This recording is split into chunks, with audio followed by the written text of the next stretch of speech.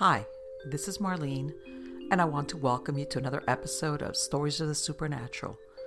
Whether you're watching a video or listening to a podcast, please like and subscribe to us so that you can get notification of when a new show is released. Links to videos or MP3 files can be found on MiamiGhostChronicles.com.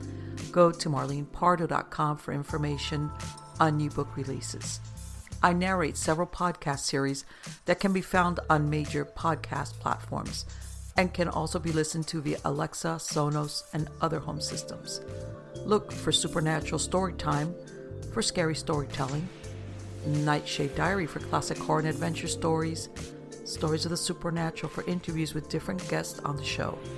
If you want to get noteworthy news about the paranormal world, true crime, conspiracy stories, and anything that is just plain weird, you can visit Strange Than Fiction Stories tab at MiamiGhostChronicles.com or find us on Blogspot. I want to thank you for being part of my audience, and I think you are all wonderful.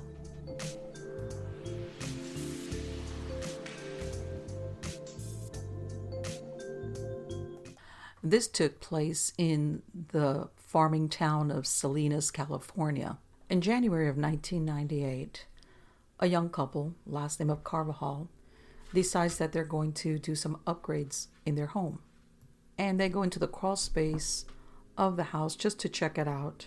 And they come across a shoe. Eric Carvajal, he's just thinking it's a shoe. It's dark there. Eric and Diana really don't think much of it. Then a few days later, Diana's sister stops by and they start talking about what was found in the crawl space. And one made a bet with the other for $20 just to, dare to go down there and see what's really under that space. So she crawled under to take a look and she sees something sticking up out of the ground. It's very little light in there. Diana, she crawls towards it and she does find that shoe that her husband had found. But this time she realizes there's something attached to it. She moves it and that shoe is attached to a leg bone. She crawled right back out because she realizes this is not a discarded shoe. There is something going on, so they call the police immediately, realizing there's only one reason something like this would be in a crawl space. A detective responds immediately, and they explain to him that there's what appears to be a shoe attached to a leg bone in the crawl space of the house. The detective goes down there, and he's kind of thinking maybe it's a mistake and they just didn't know what they're looking at, and he's not really believing it's going to be a body. So he goes down there with a flashlight. He's stunned when he actually illuminates a boot and then a bone, and there was no denying. They realize it's the real deal. He realizes that they need to confirm if this is indeed a body. They get a crew out there right away. So they have to pull the entire kitchen floor out. In other words, they realize that they might need to preserve what might be a crime scene, regardless of maybe how much time has gone by. A forensic anthropologist is dispatched, goes in there, and she starts to feather off all the soil, layer by layer, just to gather any potential evidence, bone fragments, and it took quite some time to do this. And until finally the entire skeleton was exposed, and it was an entire skeleton. Well, the skeleton was lying on its back. It seemed all they could find as far as other evidence is the tattered pair of pants and, of course, the two boots, one of them which was originally what was seen. The detective, and he's realized that basically the occupants had been walking over what might have been a potential murder scene for several years. The forensic anthropologist sees that there's a hole on the right side of the skull, something that's consistent with a gunshot wound. This is the first indicator that this person died some type of violence. They bring up the bones and they put it on a tarp, and of course more and more photographs are taken, so find what they were hoping for, which was a bullet. And this, of course, it's easier to match it, hopefully, to a gun and find out who did it. Now, what's really strange is a few days before, the young couple there receive a very weird letter, basically asking if the person that was missing, if they'd come home. They, of course, are wondering, what is this about? Because they had no idea. So the police look at their missing person reports just to see if there's anything that corresponds to that address. They find one in 1984, but at that point, It was something that was issued for what was thought to be a runaway. And his name was Christopher Allen Denoyer, issued back in 1984, 14 years before.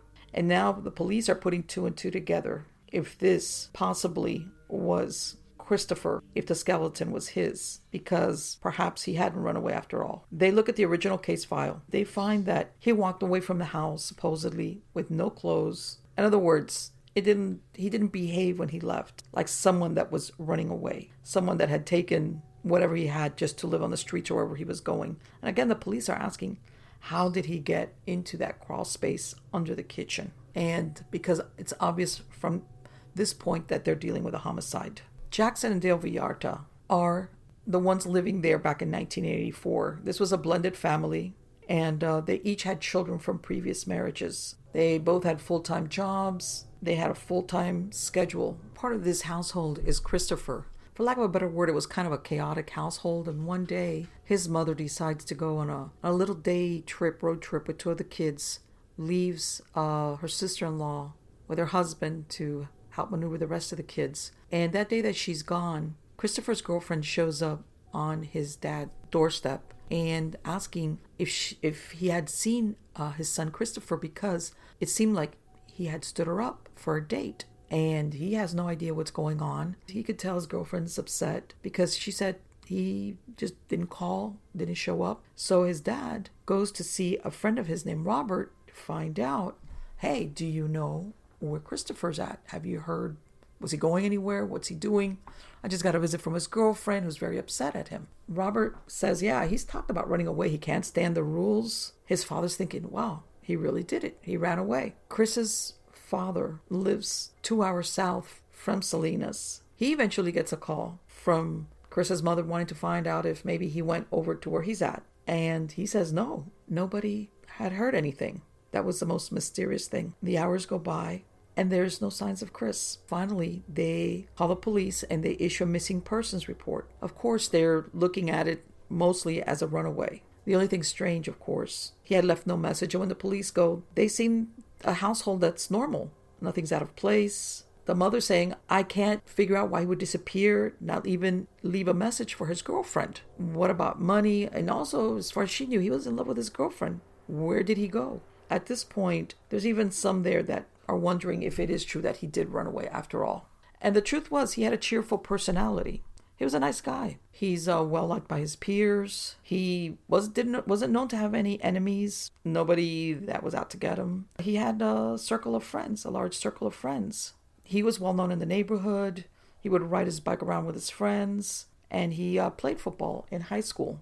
And so this 16-year-old, he's a football player in high school. He's in love with his girlfriend, has his pets. In other words, even though he might have griped about the rules at home, there's a lot of things that have an emotional tie for him to this place, which is why everybody's wondering why he would leave it all behind and not even leave a message or anything to let's say, his girlfriend know where he would be at. And strangely enough, the day before he disappeared, his dogs, which he was very much a good pet owner, died because they had gotten into some rat poison. One day, they receive a telegram, supposedly from Chris. Now, this telegram was received the week he went missing, and it's supposedly from him. He's saying, I'm running away, don't worry about me, I'm going to Los Angeles. That he's fine. He puts a PS, see you when I'm in the NFL. Of course, everybody is still thinking, this is weird, because there was something that was off. Just the wording in it, about him being in the NFL, all these things just didn't sound like him. And in truth, it was because he liked to play football in high school, but he really didn't ever state that he wanted to be part of the NFL or go on to play professionally. And he says in the telegram that Jackson, his stepdad, is right, which again seems to be something very unusual for him to include in a telegram. Those things just made the family, especially his dad and his stepmother, believe that that wasn't really him who had sent that telegram. His mother turns around, shows the police a telegram, and of course they confirm it then as being a runaway. Case is closed. They look at it as a normal high school kid having troubles at home, doesn't like the rules, has run away off to LA, and to confirm it, they get a telegram. The family gets a telegram. But his family refuses to stop looking for him. And they even set up posters. They're putting him as a missing person because, in truth, his family is refusing to believe that he ran away. They follow up on every lead that came their way. Anything that came from any of the flyers they put out there, asking for information on him. Part of them was also fear that he was dead somewhere, because there was no other way that they could figure out that he would just dropped off the face of the earth. They pray that he's going to come back. Now, fast forward 14 years, and the skeleton has been found in the crawl space of the house where he used to live at. Homicide detectives are looking that this skeleton indeed does belong to the missing teen. A coroner did confirm his identity through the dental work that it was Christopher Denoyer. He had finally been found. It seemed that he was murdered by multiple gunshot wounds and then buried underneath the kitchen floor. He was at least shot once to the back of the head. Well, it was a total of 3, and there was a great amount of damage to the skull. So police asked themselves who will go to the trouble not only of killing him but putting him where they did. And they're thinking this was a person that's cold-blooded but also angry, very angry. So they're looking at any other clues that they could come across. They sift through the whole area and they found a large caliber, a deformed bullet in there. The bullet was sent for analysis and it was matched. It was a 6-inch .357 Magnum. Now they can connect this to an actual gun. And of course, it's now considered an active homicide. Of course, by now the police realize whoever put that body there had to have access to that crawl space for some length of time in order to put the body there. More than likely somebody that lived there knew definitely that there was something amiss and was able to act like if everything was normal. The police are realizing that Christopher was a big kid, had to have some type of strength to put the body in there under the crawl space, whether it was the family member or somebody who knew the family to actually carry that out. So the police go to see his girlfriend. Many years have gone by and she thought he ran away and she's very distraught. She was so distraught because she considered him her first love. All this time she realizes he had not forgotten about her. He had not abandoned her. He had not turned his back on her. He had been murdered. So she's describing to the police that this was a tumultuous household that Chris lived in. So the police decide they have to speak to the family members that lived there during this time period when Chris disappeared. They went to see his sister. She was young when he disappeared. She grew up, moved away. One of the detectives went to Ohio to see her. She broke down because for 14 years she never knew really what had happened to her older brother. She was the one that told their father the identity of that skeleton was Christopher, and that in other words, he had finally been found. It was as they had suspected for all those years. He had not run away. She tells them basically also how he was killed.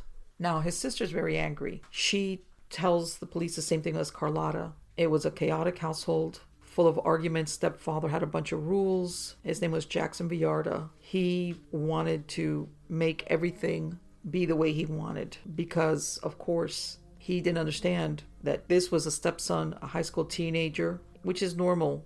That sometimes kids at that age might be a little bit defiant, but because Villarda was the way he was, it made it much worse than it actually had to be. The sister's telling the police that during that time period, because they're asking about an odor, and the parents are telling her that a pet snake had gotten out, and this is what was causing that smell. And of course, what the police now realize is that the family was living there while he was under there. Now they're wondering, did they really believe that it was an animal that had gone there and was causing that smell? Or if either one of them actually truly knew that it was Chris that had been placed there. Of course, everything points to the stepfather and the mother. Could it be possible that Chris's mom loves her new husband so much that she's willing to take his side against her own son? That's the question that police are asking themselves right about now. They bring first in Chris's mother's Dale just to gauge her reaction. They confirm to her that this is his body. She was very upset. She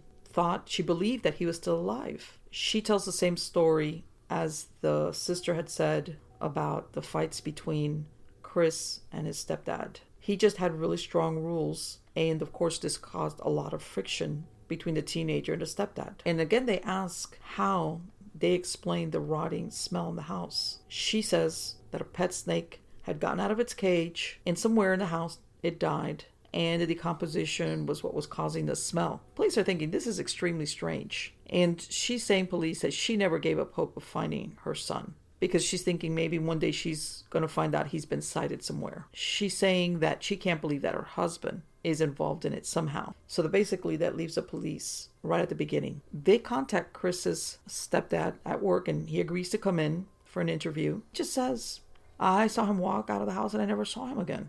Basically, he admits that they didn't get along. He says that it's mostly Chris's fault, that he was defiant, that he didn't want to follow any of the rules, and that he tried to get along with him. Then they break the news to him and they tell him basically he was executed and buried. And the police are kind of a little bit surprised at how calm he is, because he then develops a lack of memory. He can't even recall smelling anything strange, any weird odor from a body that weighs about 160 pounds. 3 hours into the interview, they point the finger at him. They're realizing he's a very cool person. He was very calm when he's being questioned by the police. This makes them realize that he very easily could have killed Chris, buried him, and acted around the family like nothing was wrong, or that he had done nothing wrong. They realize that this family has kept all of their correspondence for the last 14 years, even phone bills, boxes and boxes of it, and they start going through it. And they find that supposed telegram sent by Chris. But this telegram is being charged to their phone bill, which means somebody at the house called the telegram office. This is where it originated from. This really didn't correspond with Chris being somewhere else and sending that telegram. Amongst the things there, they located .357 Magnum, and it turns out to be Jackson's gun. Also boxes of ammunition. The guns and ammunition are sent immediately off to be tested. In the meantime, Dale and Jackson Villarta are free to go. The police are realizing that this evidence is going to point either to one or both of them as being the perpetrators. And it turns out there's even a match between the bullets that were used to kill Chris and the bullets that were found, the unused bullets that were found in those boxes.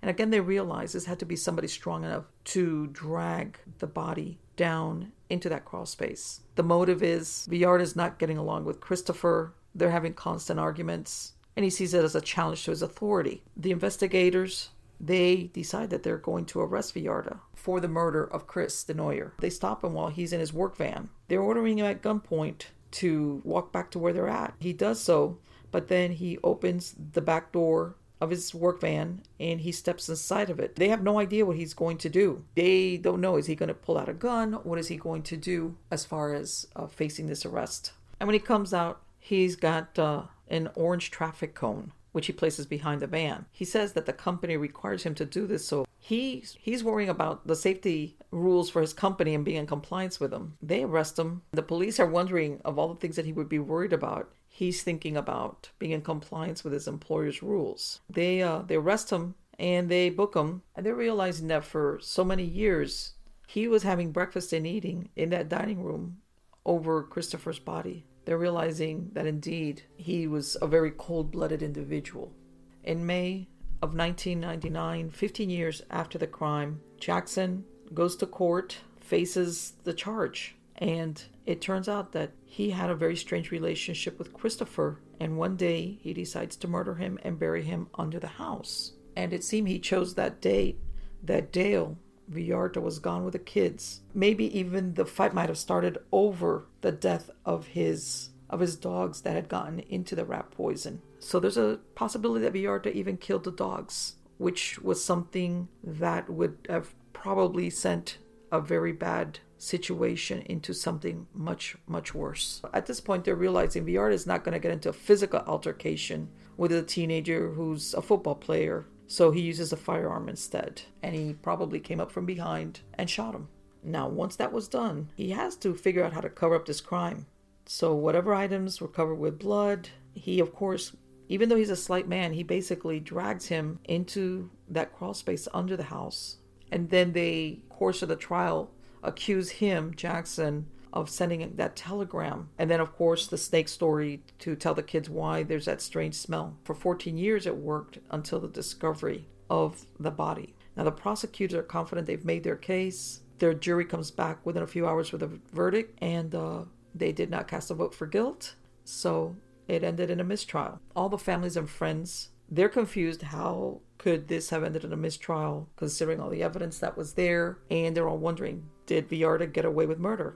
8 months later, he stands at a new murder trial. He was found guilty of second-degree murder, sentenced to get 17 years to life. And it turns out that Dale, his mom, who is thinking that her son is still alive and waiting for him to show up, is not only is he dead, but she's betrayed by the man she's married to. Villarta was convicted of the second-degree murder in 2000, and he was eligible for parole. He was denied in 2009, and in 2016, he was up for parole. In August of 2021, it's unknown if they granted it to him. Within a few months of the disappearance of Christopher Denoyer, which later turned out to be his murder, another story made a California newspaper, and it started out this way. Sheriff's lieutenant by the name of Gary Vance was called out to a location out in Baldwin, an area of Los Angeles, and it involved a partially buried skeleton that had been discovered in this crawl space beneath the house. Within minutes, he was on his way to what he called one of the strangest cases of his career. Now, at the scene, the detective found a skeleton clothed in shirt, a denim jeans, and tennis shoes. Now, only a sneaker foot with the bone inside protruded from the sandy soil. The skeleton had been discovered earlier in the day by a workman who was cleaning up after helping refurbish the house. Within hours, detectives canvassed the neighborhood, interviewed people living in that area, and also made a check of local police and dental records, and also with the help of a forensic anthropologist. A few hours, the skeleton was identified as the remains of 14-year-old James David Gilmore, whose family once lived in the house and reported his disappearance 23 years before in 1962.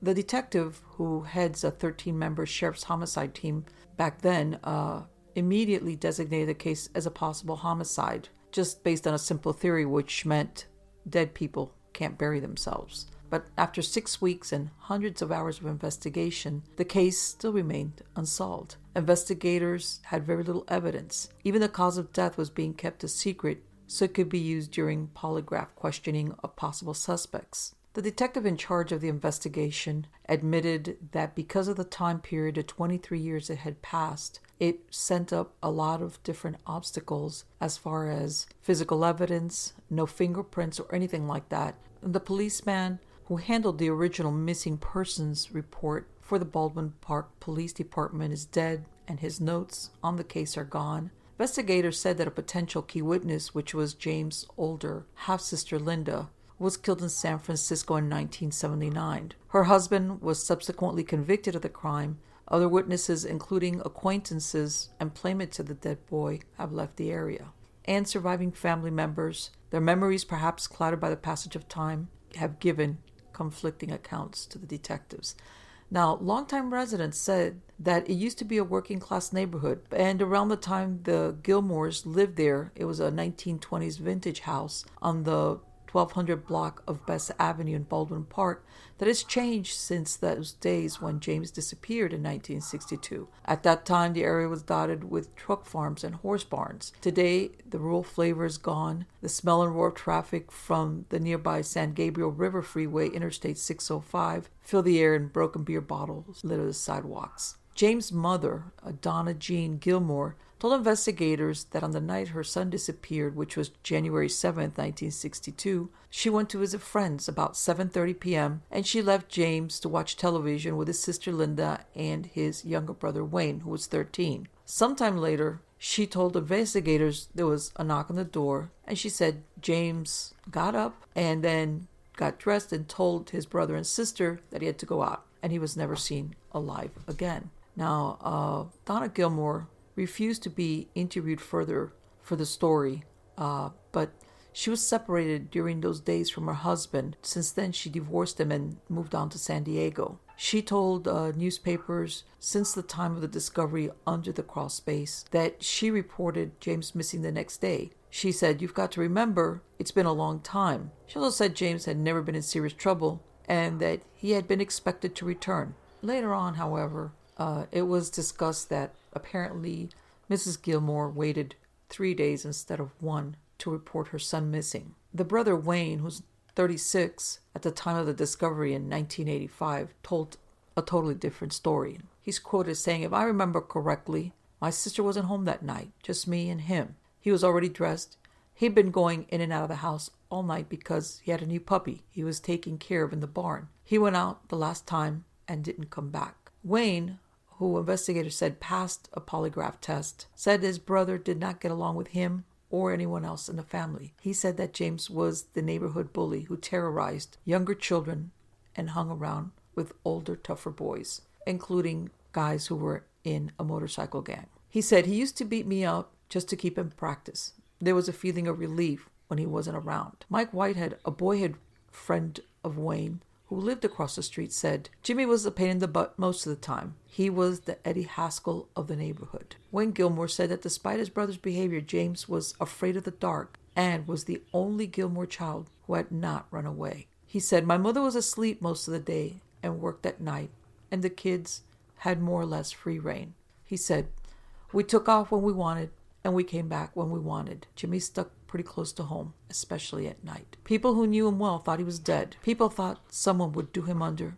And even 5 and 6 years later, people would ask me what I thought. I thought about him a lot in the earlier years. I searched some old trunks in the barn for his body. Always in the back of my mind, I thought that one of these days he would be back. He would pop up somewhere. I didn't really figure he'd pop up under the house. Neighbors and family members recall that Donna Gilmore and her former husband, also named James, often argued and more than once fired guns at each other. Wayne Gilmore said, the police were called to the house frequently. When we said our name was Gilmore, they didn't even ask the address. It wasn't no Leave It to Beaver type home. It was a madhouse. There were 4 or 5 shooting incidents. Among the questions in the case that continue to puzzle the detectives is why, if the body was buried only a foot deep, no one smelled the odor of decomposing flesh. However, the police said it is a possibility that no one noticed the smell because the body was buried in a ventilated crawl space and the yard contained the stench of chickens and other animals. Meanwhile, the Sheriff's Department, which is handling the case at the request of the Baldwin Park Police Department, continued its investigations. The boy's father, who now lives in the Mojave Desert area, was interviewed, and the detectives planned to talk with his older half-brother, Richard Gilmore, who also lives in San Diego. Reportedly, neither Richard Gilmore nor the father were at home that night. Within a few months of the discovery of James' body, a pair of detectives were left to investigate the 23-year-old murder. And even after several months of investigating, interviewing more people, they had not come up with any other clues except what they had already been told. That he was described by family and friends as a neighborhood bully. He was described as being overbearing. He was described as being divisive and ruthless and manipulative. He wasn't well liked, even within his family. His brother Wayne reiterated he wasn't the nicest person to know. He didn't have friends. He had people that he blackmailed. He threatened to beat them up. He was aggressive and he was cruel. The detectives interviewed everyone they could find who knew the boy, and certain details puzzled the investigators. They wondered why none of James' brothers or sisters bothered to see who was at the door that night he vanished. They also wondered why the boy's body was buried underneath his home. In the end, this case remained unsolved as to who killed James Gilmore and buried him under the crawl space of the house they lived in. For some reason, during the 1980s, crawl spaces under houses seemed to be a favorite place to stash bodies. In June of 1984, this happened in Tampa, Florida, the skeletal remains of a body were being dug up from their hiding place by police who crawled under a house on East Osborne Avenue. The grim discovery came after investigators said they learned a week before from a confidential informant that the body could be found in the makeshift grave. The medical examiner was called to the scene and tentatively identified the remains as human, but police said the sex of the skeleton had not been determined. The remains were totally decomposed and had been there for quite some times. Law enforcement officials from FDLE from their crime lab began to unearth the bones from what appeared to be an enclosed porch at the front of a small wood frame house at 1225 East Osborne Avenue. Some residents of the quiet Nebraska Heights neighborhood stood for hours along the tree-lined street to look at law enforcement do their work. One woman was quoted saying, "I was shocked. I don't know anything," said another woman. Most of them described that they mind their own business. One of the police officers said the tenants in the house knew absolutely nothing about the bones. However, he would not identify who actually owned the house. Within a week of the discovery, authorities were able to identify the remains as that of 16-year-old Lisa Leah DeCarr. The teenager was reported last year as a runaway by her mother, Barbara Jean DeCarr. She was reported missing about 5:30 p.m. on March 24, 1983. That's when she failed to return home to the East Osborne Avenue, where she lived and where her body was found. Police said there have been no arrests in the case, which they now are considering as a homicide case. The cause of the girl's death remained undetermined. They did help to identify the body through a diamond ring and a pair of gold cross earrings, which were found with the bones. The residents of the area said they knew very little about the people who in March of the year previous to that were renting the house where the body was found. A woman one door away said she had been given the girl's dog after she supposedly ran away. Upon the discovery of Lisa DeCarr's body, the Hillsborough Sheriff's investigators continued their search for clues in the deaths of 3 women whose bodies were found in eastern parts of the county within the past month. The first 2 victims were said by the sheriff to be linked because of striking similarities in the cases, and the 3rd victim, which was found the previous Saturday in a ditch in Riverview, remained unidentified. And at this point, it makes you think that the police were fearing that they might have a serial killer on their hands. A neighbor who lived close by, her name was Mrs. Lee, said that her granddaughter played with Lisa and her younger brother during the short time they lived in the house. She said they seemed to be pretty friendly. She said that Barbara DeCarr's boyfriend also lived there. Mrs. Lee said that although she did not know the group well, they seemed to be all right. Then one day, Mrs. Lee recalled Mrs. DeCarr announced that Lisa had left home with another girl. She said she just came out there to the woodpile and told us she'd run away. Mrs. DeCarr mentioned that the other girl's name was, but Mrs. Lee couldn't recall it at that time. The DeCarrs only lived in the house about 2 months the previous spring and moved out before summer without a word. That didn't seem unusual because several other families had moved in and out of that house. Police said Miss DeCarr still lived in Tampa, but would not say where. Nathaniel Horn, who bought the house last November, returned home June 5th to find police standing outside. They had gotten that tip that there were some bones under the house, and from there, the homicide investigation started. Within 3 months of the discovery of the body, in September of 1984, a 27-year-old Tampa man was being held in jail for allegedly kidnapping and raping 2 convenience store clerks, and was charged Friday with killing his girlfriend's 16-year-old daughter. Her name was Lisa DeCarr. His name was Wayne Tompkins, and he was accused of murdering the young girl whose skeletal remains were dug up from under the East Osborne Avenue house. He was the one that lived there with Barbara DeCarr and her 3 children. The Tampa police refused to reveal at that time a motive for the killing or the cause of the death, saying that the release of that information could jeopardize their case. It's still an active, ongoing investigation, which leads one to believe that maybe they thought there might have been someone else involved. In an affidavit where Tompkins was charged with first-degree murder, it stated that he admitted to a confidential informant that he killed and buried Lisa DeCarr under the house that they lived in.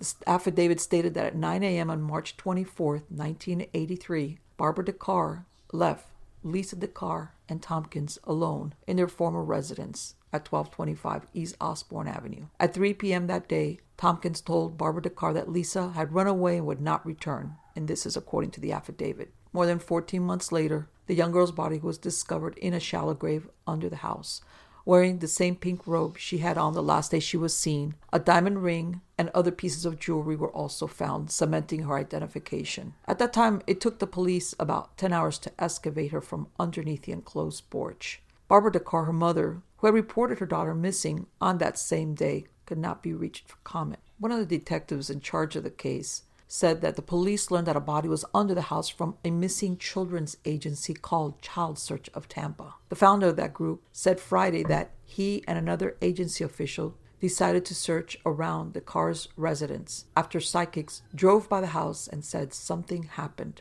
at the house. The founder in the group and another agency official slid their hands beneath an opening in the base of the porch and felt the ground give way. He stuck his hand in again and pulled out what looked to be a part of a human bone. At that point, the agency called the police department. Tompkins, the accused, was a roofer and a cook, and he began living with Barbara DeCarr and her children in 1981. He continued to live with her and her 2 sons at several residences until he was arrested in Pasco County in May. At that time, Tompkins was charged with abducting at knife point a 29-year-old convenience store clerk in Lutz, raping her and dropping her off at another convenience store in Land O'Lakes. The next day, he was charged in connection with a knife-point abduction and rape of a 26-year-old Odessa convenience store clerk in April. He had not been brought to trial in any of those cases. Court records also showed that Tompkins was arrested in January and charged with selling alcohol to a minor. The charge stemmed from the sale of a can of beer to a 16-year-old boy at US 301 in Buffalo Avenue. At that time, he was just fined $30. 2 months later, in November, the case against Wayne Thompson was substantially weakened by the suicide of a young man who was the state's key witness. His name was Brian Mark Duncan, and he poisoned himself in a Dade City motel the week before, and he had given the investigators information needed to charge Wayne Tompkins in the killing of Lisa DeCarr. Tompkins was charged on September 14th with first-degree murder for allegedly killing Lisa and burying her body beneath the house. Tompkins allegedly told Duncan about the killing while the two were in jail together in Pasco County. Duncan was only 21 years old, and he poisoned himself on October 26, just when Pasco County deputies were about to arrest him on a theft charge. He died Wednesdays, 5 days after he swallowed cyanide tablets. Duncan's death shocked many residents who remembered him as a brilliant, ambitious student who graduated from community college and co-authored a book by the age of 18. But his family and friends says he had become increasingly despondent in recent months and had committed such crimes as passing bad checks and stealing a car. They said he was afraid he would have to return to jail and face prisoners who knew about his cooperation with prosecutors. The state's case against Tompkins was substantially hurt by this. The evidence against him at that particular time was totally circumstantial. Whether it was strong enough to get the jury was going to be up to the judge. By this time, the story had changed a little bit as to how Lisa's body was discovered. Supposedly, Barbara DeCarr, her mother, consulted a psychic who told her that he saw Lisa DeCarr under a house. Officials then began digging under it, and in June is when they unearthed the girl's skeleton. While the skeleton was unearthed, Tompkins was jailed in an unrelated case. In January of 1985, Tompkins was charged with 20 years in the state prison. He had been charged with kidnapping, sexual battery, and armed robbery for an incident that took place in April 7, 1984, where it occurred at a Quick Trip convenience store on County Road 54 in Odessa. It's now September of 1985, and 2 years before, Lisa Leah DeCarr, who was 15 at the time, begged her mother not to get back together with her boyfriend, Wayne Tompkins. But the man moved in with Barbara and her children, and the following month, he killed Lisa and buried her under the house. The story unfolded in the courtroom, and the prosecutor told the jury that apparently the murder had occurred because Lisa had resisted Tompkins' sexual advances. He used the sash from her bathrobe to strangle her. He then told the mother that the daughter had run away. The most damaging testimony against Tompkins came from 3 witnesses. The first one was Kathy Stevens, one of Lisa's friends. She would testify that she saw Tompkins trying to kiss and fondle Lisa that same day, and that Lisa was struggling and yelled for her to call the police. However, she didn't. Stevens also told the jury that Lisa fought him off on an earlier occasion and that he had threatened to kill both of them. Then another one is named Kenneth Turco, who was Tompkins' cellmate. He would tell the jury that 4 months ago, Tompkins told him he had killed Lisa. At this time, Tompkins was serving 28 years for the unrelated rapes of 2 convenience store clerks. And lastly, Barbara DeCarr testified that Tompkins had told her he last saw Lisa leaving the house in jeans and a burgundy shirt that same day she disappeared, but the clothes weren't missing. Only her pink bathrobe was gone, which is what the girl was wearing when her body was unearthed under the house. On September 19th, the judge sentenced Wayne Tompkins, who was 28 at the time, to death after a 12-member jury recommended that penalty by a unanimous vote. This meant that he was to die in Florida's electric chair. They had deliberated only 2.5 hours on the first-degree murder charge. In December of 1986, the Florida Supreme Court let stand the death sentence imposed on Wayne Tompkins after he appealed the sentencing to be put to death at the electric chair. By June of 1987, the U.S. Supreme Court also denied an appeal from Wayne Tompkins regarding his death sentence for strangling Lisa DeCarr. By 1988, Tompkins' defense, their next move was to ask for clemency from the then governor of Florida, Bob Martinez. Clemency was never granted, and he was slated to be executed on June 6, 1989 at 7 a.m. 3 days before his execution, he was granted a stay. However, by September of 1989, the Florida Supreme Court lifted the stay of execution and denied an appeal by Tompkins.